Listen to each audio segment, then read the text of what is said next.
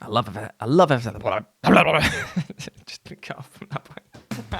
Hello, all of you little demons. Jules here for WhatCulture.com, back again with another episode of the awesomely named and awfully hosted Tues Your Own Adventure, the weekly medieval themed format where I, the crown Jules of WhatCulture.com, take a list chosen by you. Yes, you, the person who's actually not even here. Yes, that's right. I'm actually recording this while I'm technically on holiday. So, yeah, do I even exist? Who knows? Who even cares? Yes, you get to decide what list I dole out to you each and every week. And this week we have none other to thank than Reese Allen for their suggestion of video game sequels that fixed everything.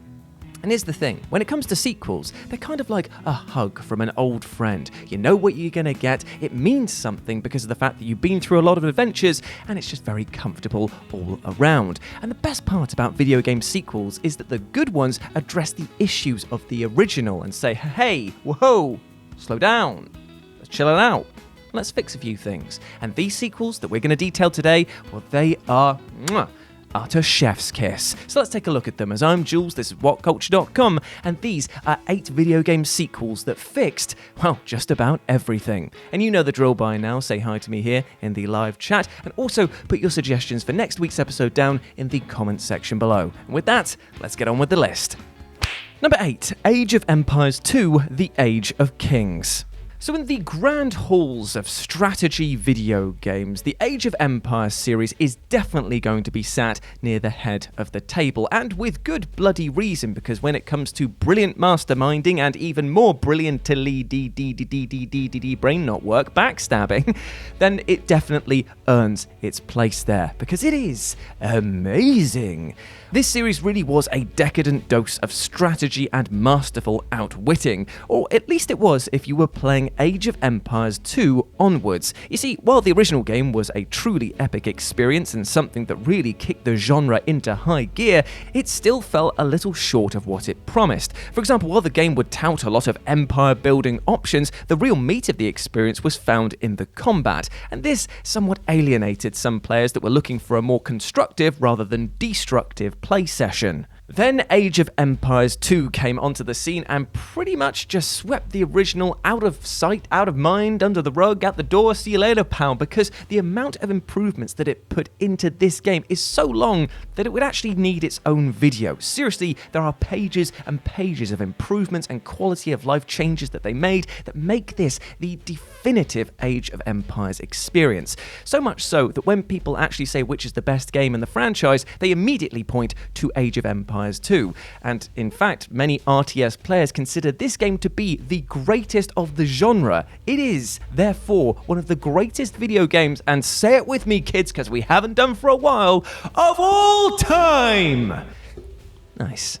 Number 7, XCOM 2. So, as a bit of an XCOM purist, I do have to admit that my eyebrows raised up in quizzical fashion when I saw the booby snakes that made up the majority of enemies in XCOM 2. This isn't what I signed up for, and I'm very confused. It's a very confused situation going on down there.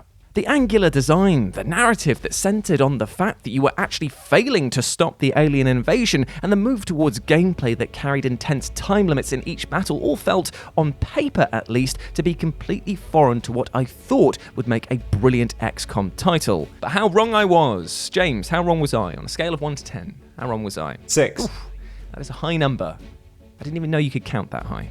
Because this might well be the title that best represents the core message of what this series is, and did so by changing pretty much everything that fans were expecting. The sheer tension that comes from not only managing your squad, but then also moving them up through the map under strict time limits is enough to make your bones bloody snap for how tense it is. And you'll be close to a heart attack come the close of each and every mission. This is a sequel that took something that wasn't actually broken at all and turned things up to 11. It can't get no louder than this, nor can the kind of weird guttural pleasure pain screams that we XCOM fans elicit when playing them. It kind of sounds like, don't worry, we're not in pain. This is just how we communicate praise. We're a weird bunch. Number 6, Assassin's Creed 4 Black Flag. So, it might seem like to an outsider looking in at the Assassin's Creed franchise that it must be pretty hard to mess up one of these titles, seeing as they are, in essence at least, and I'm not trying to be harsh here, the same game. I mean, you've got the same elements in pretty much all of them. You've got your parkour elements, you've got your open world map with enough collectibles and side missions that makes it look like a glorified Microsoft Excel spreadsheet. You got your watchtowers to unlock new areas of the maps. You got your backstab, and it all feels pretty similar, is what I'm trying to say. But Assassin's Creed 3, when that came along, well, it still managed to mess things up somehow. This was a significant dip in quality for the series and presented dry, repetitive gameplay that many bounced off of. In fact, the only part of the game that people praised were actually the sailing mechanics. So Ubisoft, being the cheeky whippets that they were, looked at this and said, okay, fine, then we'll just make the entire game about the salty sea. And thus, Black Flag was born, and while it still held many of the same trappings, the events felt fresh because everything was now set on the high seas, meaning that the only salty spray that was to be found here was from the ocean itself and not from irate gamers. In fact, it's going to inspire today's musical interlude, but it's not going to be what you think. James and Jazz. See, I surprised them there. Got to keep them on their toes. Just make sure that they're working. You working hard? You working hard? Yeah. Yeah. Today, we're going to do a sea shanty. A sea shanty? But we're going to do it as if I'm playing one of those Casio keyboards with the DJ button on. DJ, DJ, DJ. You know what I'm talking about? You don't know what I'm talking about, do you? But just keep up, mate. Just keep up. Ladies and gentlemen, coming to the stage now, it's DJ Shanty. Yo, what's up? This one goes out to all of my scurvy peeps out there. Let's get it going. Whistles at the ready, boys. It's Ibiza 2003. When I say shanty, you say hey. When I say shanty, you say nay. When I say shanty, you say ah. I've been shot. Oh, in the eye. Gotta go, gotta fly with the parrot on my shoulder. Now it's time to die. What the hell am I doing with my life? What is this? What is that? Where does it come from? Number 5, Borderlands 2. So, can we all just take a second out of our busy lives? Can we just take a second, Jazz? I'm just asking you. Can we just take a second to appreciate how brilliant a sequel Borderlands 2 is? I still to this day get pangs to fire up the old beast and run through the 100 or so hours of content that awaits thanks to the extensive expansions and DLC that this game has, because the gameplay loop it presents is so utterly polished that it becomes a silver tray on which a multitude of mad weaponry rests. Jules, would you like the gun that explodes when you reload? Why, thank you, Dowse, my good butler. Oh, yes, this is very... Oh! Hot potato. The original Borderlands set things in motion, but it was kind of curtailed by a narrative that seemed more like an afterthought than anything else, and indeed an ending that was quite frankly more than a little disappointing. Borderlands 2 had no such issue putting meat on the bones of the experience with one of the most charismatic villains ever, and uses handsome Jack's earworm charisma to pull the narrative through to conclusion. The range of weapons feels like a literal explosion of ideas, and the characters that you meet along the way are both memorable and don't overstay their welcome. Plus, the shooting mechanics and the reworking of the skill tree of this game make for an experience that feels like it's just so taut, like a razor wire that goes around just slicing the heads off the competition, just showing them how it's done. This is a very violent metaphor, and I wonder if I've got some repressed feelings right now. Number 4, Fallout New Vegas. Now, to be clear, I know that a lot of you might be looking at this entry and thinking to yourselves, hang on a minute, is Jules, is this magnanimous snowy egg, is this porcelain-faced god, is he dare suggesting that Fallout 3 was a bad game by saying that Fallout 3 fixed everything as a sequel? Well, no, it still is a fantastic game, don't get me wrong, but Fallout New Vegas is just that much bloody better. Coming from Obsidian Entertainment, New Vegas was a title that was put on the back foot from the moment that it was given the green light. With a short turnaround and the inability to implement a new game engine, the devs had to work round the clock to make New Vegas feel like a true sequel and not just something that fans would mark as being something that should have been included as an expansion. And what we got was a title that addressed nearly every single fault that Fallout 3 had, from shortening the opening sections so that players could get out into the Mojave as quickly as possible, a complete rework working of the skill system, as well as the speech check mechanic, which actually became fun even when you failed. Then there was the addition of proper aiming controls, nuanced storytelling, and memorable characters. In fact, it's so hard to fit everything that New Vegas did right into one video that I genuinely can't. But if you want a full, comprehensive breakdown of why Fallout New Vegas is so utterly great, I suggest you seek out H Bomber Guy's video on it, because trust me, it is a masterclass of showing you why this game is still relevant to this day. In fact, you know what? New Vegas becomes a project where it becomes easier to list the things that it did wrong when qualifying what it did right. So the only thing that I can actually complain about is the caravan minigame. And even then, it wasn't that bad, but it definitely did suck a little bit.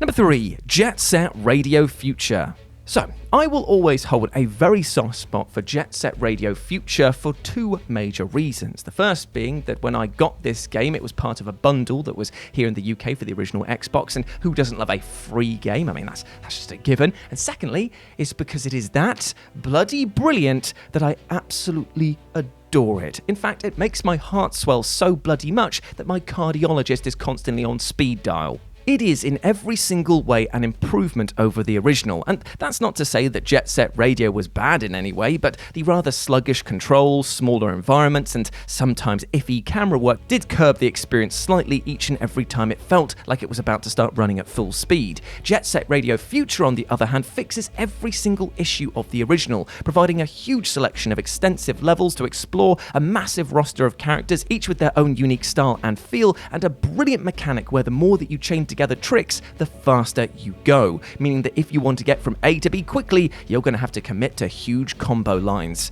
And that style and presentation, it's all held together by such a brilliant soundtrack. In fact, it is so funky, it is so good, it is so tasty that I wish that I could turn it into food and then eat it so that I could literally absorb it into my very body. Number 2, Just Cause 2. So when a sequel is so utterly brilliant and groundbreaking that you actually barely remember that it had an original game and it becomes the epitome of the franchise in question, you know you're onto something pretty special, right? Well, such is the case of Just Cause 2, which quite literally exploded and blew the original out of every single person's mind. It is, I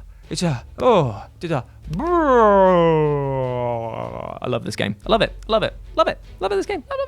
Nearly every single aspect of the original has just been cranked up so hard that the knob has bloody come off in our hands. And when you compare things like the map size, the overwhelming amount of secrets, and the almost offensive chains of explosions that you can set off in the sequel, it makes the original look like a firework when compared to the big bang. Plus, we have to talk about the biggest change that sent Just Cause 2 soaring into the stratosphere, the almighty grappling hook. This is an item that has been blessed by the man upstairs himself. That's right, Slime Jesus. He's bringing it right down to show us today. It's one of his holy creations, one of his holy weapons in his eternal war against the not in Beelzebub. Just get down there, man. I'm not talking about you today. We're focusing on the good things. Just get down there. The grappling hook is amazing, by the way. Now, in the original, he's gone. He's just going back up again. He's showing it off, just kind of like, here you go, bye. Right, the thing is that the grappling hook in the original was still very fun to use, do not get me wrong. But then, some clever developer decided, what if we take this grappling hook, we make it so it can attach to 2 things at once, and it pulls things together. He's not Scottish, by the way, the person who made this, but it's funnier that way. This opened up a Pandora's box when it came to freedom and fun. Seriously, nothing will ever be as hilarious as hooking a guard to a gas tank, shooting it, and then sending the poor sap into the sky on a rather explosive rocket. Brave travels, Rocket Man. And number 1, SSX Tricky. So, when the original SSX video game dropped as a launch title for the PS2, a few outlets decided to make the rather bold claim that the snowboarding genre would likely never be bettered. And you have to give them some credit for it, because at the time, the outlandish sort of level designs, the colourful characters, and just the sheer addictiveness of that gameplay, it was actually very hard to see how this was going to be topped. But oh ho ho, how silly those same outlets must have felt when SSX Tricky rolled around, because, my lord, talk about an improvement in nearly every single department. The fact that you only realise how sluggish the original felt when looking at the speed of Tricky highlights just how good the sequel needed to be in order to top the original, and things were helped indefinitely by Tricky just letting loose and just having an utterly mental time. From the cast of characters who were both humorous and hugely fun to play as, to the tracks that had jumps so steep that you'd think that they were drawn with a bloody Etch-a-Sketch, this was a game so fueled by chaotic energy that you'd wager that the mounds of snow were actually cocaine. In fact, so stonkingly good was SSX Tricky that many hold it aloft as being the greatest entry in the entire franchise, and when you consider that the almighty monolithic brilliance of SSX 3 is also part of that conversation, then that is a big claim indeed, and one that I begrudgingly accept. I love it.